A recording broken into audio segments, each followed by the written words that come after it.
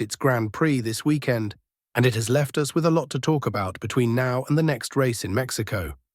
Since we had a quite entertaining weekend with sprint, with fights, battles in the main race, and of course controversy, typical with Formula One, and we have a lot to review about what happened this weekend in Austin. So, ladies and gentlemen, in order not to make this video longer, let's start the summary of the 19th round of the Formula One World Championship, the United States Grand Prix. And before starting this weekend, as I told you, we had a sprint format, which on this occasion, the mini-qualifying had left the pole position in the hands of Max Verstappen, who seemed to have returned to the pace that would allow him to fight for at least the sprint victory. But as a very brief summary of it, Norris had made a start starting from 4th position and placing 2nd, eating Russell and Leclerc in turn number 1, while Verstappen had defended his 1st position. We saw the Ferraris battling as if they were fighting for the drivers' world title, which in the end made them lose a little time compared to their rivals, but in the end, signs resolved in their favor. Max did his thing, winning the sprint from start to finish, and in the end, Sainz caught Lando Norris and overtook him in curve number 1, thanks to a mistake by the British driver, and by a miracle, Leclerc did not crash him in an attempt of overtaking that he attempted in turn number 15 of this circuit, which left Max Verstappen with victory, Carlos Sainz 2nd, and Lando Norris 3rd. Now the main race looked like it would be a completely different story, and this time qualifying had left Norris with the pole position after an accident. By George Russell did not allow the rest of the drivers to make their 2nd qualifying attempt. Therefore, the start would be with Max Verstappen 2nd and Carlos Sainz 3rd, and as a surprise before starting the race, Russell would have to start from pit lane after having broken his car in the qualifying test, and since his team only had one update package for this Grand Prix, they had to change it and fit it to Singapore specification, thereby breaking the parc ferme and therefore forced to start from the pit lane. Likewise, Liam Lawson received a 60-place penalty for a change in the power unit, which would cause him to leave practically on the border with Mexico. And to make Mercedes even worse, Hamilton had one of the worst qualifications I have ever seen from him, and would start from the last positions. But ahead the battle was already written. Norris would have to assert his position if he still wanted to continue aspiring to be world champion, while Verstappen had the opportunity to give a final blow to this fight. Therefore, Sunday's battle looked quite interesting, and once the cars were lined up on the starting grid, the traffic lights would go out, and with that the United States Grand Prix would begin. Norris and Verstappen make good starts. But on the approach to turn number 1, it seemed that the Briton had been able to defend his position. But Verstappen launches himself on the inside, and when leaving the apex, he throws him off the track, causing the two go off, and this allows Leclerc to take 1st position, causing Norris to fall to position 4 behind Carlos Sainz, and Verstappen managed to rescue 2nd position, fending off Carlos Sainz. And from here, Leclerc and his intractable pace tried to put a lot of distance between them, taking Verstappen out of the DRS range as quickly as possible. Sainz tried to take advantage of this initial boom, and in turn number 12, he attacked Verstappen, but also threw him off the track. Therefore, the Dutchman ends up going to the outside, managing to defend the position, but on lap number 3, surprise, Lewis Hamilton lost control of the car in turn 19.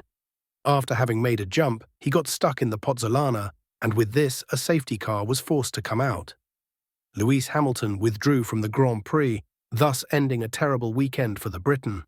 The safety car would retire at the end of lap number 5, and with this the Grand Prix would restart. But this is where Leclerc goes a little wrong in this restart, and Verstappen almost takes advantage of it to overtake him, but is not able to pass him in the corner. Number 1. After this scare, Leclerc managed to escape, and the race between the leaders began to stabilize quite a bit. Sainz reported some power problems at the exit of the corners, which soon seemed to be resolved, but he could not get close to Verstappen's position, at least to attack him at DRS range, and his team reported to Verstappen that he had a problem that would be solved during the pit stop. But despite this, Verstappen did not move away from Sainz, but Norris and Piastri could not get closer to the position of the drivers in front of them, despite the stabilized position. That the fight was at the front, it was on at the back. For example, a beautiful battle that took place, it was when Alonso, who had no rhythm, was overtaken on lap 11 in a beautiful way by Liam Lawson, which was slowly approaching the top 10, with an alternative initial strategy. We also had a Guan Yu Zhou spin for the Haas, and Russell being penalized for throwing Bottas off the track in an overtaking attempt.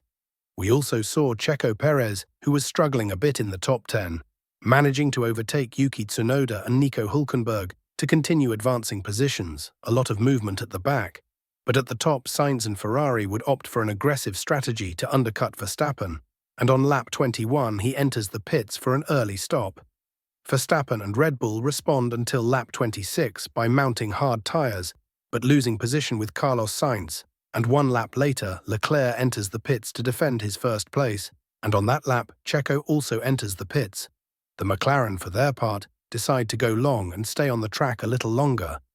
Both Lando Norris and Oscar Piastri, and while all this was happening, we saw the Aston Martin collapsing, being overtaken by everyone who had a car and 4 wheels available. The truth is, the pace of the Aston Martin. This Grand Prix was terrible, but also because the McLaren had stayed on the track, Leclerc cut their time like a beast. And on lap 31, the Monegasque passed Piastri on the straight, without Piastri even being able to respond, causing Norris to be sent to the pits immediately, where upon leaving he would have tyres 5 laps fresher than those of Verstappen, obviously hard tyre, and 6 seconds difference that he would have to reduce in 25 laps. At this point, Verstappen reported not feeling comfortable with the car with the hard tyres, and Leclerc and Sainz simply walked around the COTA until the end of the race.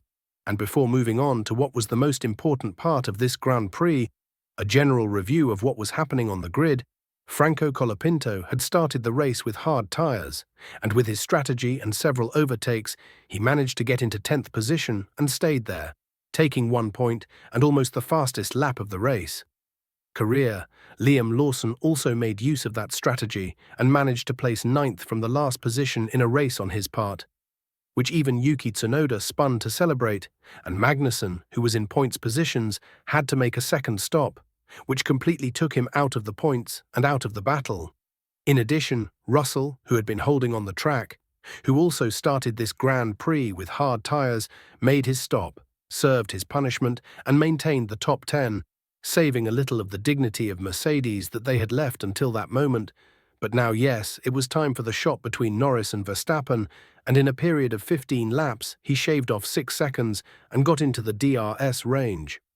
For several laps, he tried to pass him, but Verstappen defended himself very well by pulling before the straights and covering the inside of the curves, making Norris unable to overtake him no matter how hard he tried. Until lap 52 arrived, Norris came out of turn number 11 very well.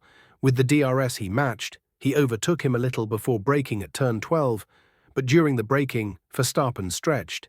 He strangled Norris again, but he decides not to let up and takes advantage of the entire escape to complete the overtaking.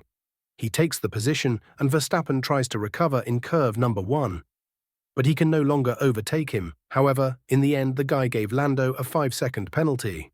Norris for going off the track and gaining an advantage by making the overtake, which put him in 3rd position, and during the last laps he tried to get those 5 seconds from the end, but he only missed 1 second, falling behind Verstappen at the end of the Grand Prize, making their battle basically end in nothing, and the last action that this Grand Prix left us was George Russell overtaking Checo Perez on the penultimate lap, in order to snatch 6th position from him, in what was a very good comeback by Russell. But when lap 56 arrived, Leclerc won the United States Grand Prix, dominating the Austin circuit and putting Ferrari back into the fight in the constructors' table. 3rd victory of the season for Charles Leclerc, who with an incontestable pace manages to win the Grand Prize, giving practically no one a chance from the beginning of the race, showing a level without errors in a clear display, both from the Monegasque driver and from the Italian team. The rest of the top 10 of the United States Grand Prix would finish as follows: 2nd place for Carlos Sainz closing the double, 3rd place for Verstappen, who in the end regains the podium with the sanction to Norris, 4th place for Lando, who practically is in check in his options for the title, 5th place for Oscar Piastri far in pace, 6th position for Russell, climbing 7th place for Checo Perez, who in the end does not manage to recover much after the difficult classification, 8th place for Nico Hülkenberg, 9th and surprising Liam Lawson's race, and closing the top 10, Franco Colapinto taking a point for the Williams team. Obviously, this race will be remembered for two things: the imposing victory of Ferrari and the controversy with LPK between Verstappen and Norris. And ladies and gentlemen, that concludes the summary of the 2024 Formula One United States Grand Prix. But this is where I ask you, what did you think of the race? What do you think of the FIA's performance? And above all, what is your opinion of the penalty imposed on Lando Norris at the end of the race? Of course, also let me know what rating you give this grand prize and who your drivers of the day and your exceptional drivers have been. Let me know all your opinions in the comments section. I'll just say goodbye by saying that if you liked this video, give us a thumbs up, subscribe to this channel, activate notifications so you know when I'm uploading a new video, and share this with your friends too. See you in the next video.